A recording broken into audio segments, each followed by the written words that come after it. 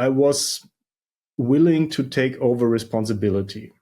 So that was, I guess, the key thing, not being afraid of doing new things. And that's something which is, I think, also important for being a managing director. There is no training for being a CEO or a managing director. But I think the ability to accept challenges, to accept an environment which is constantly changing, which needs someone who's willing to drive and make decisions. I think that's the key thing that you need, together with leadership skills and hopefully a vision for your company, a vision, a strategy, something to give purpose to 800 people. But I don't think that there's really some way of preparation. It's more about the mindset of being able to adapt. Well, let's go into that mindset. So going back to when you're like, yeah, I was a bit earlier career when I learned how to manage teams.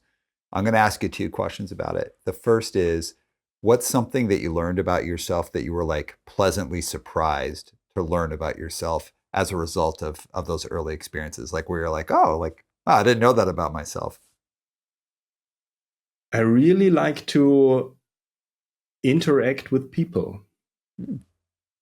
And that's something which is maybe not so typical for engineers. So these are technically driven people.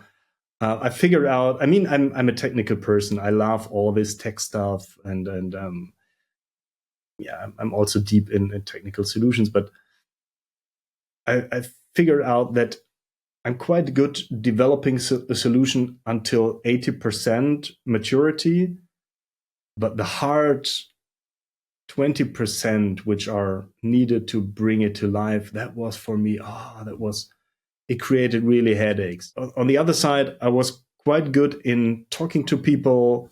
I was curious enough to also talk to customers to understand their needs. Mm-hmm.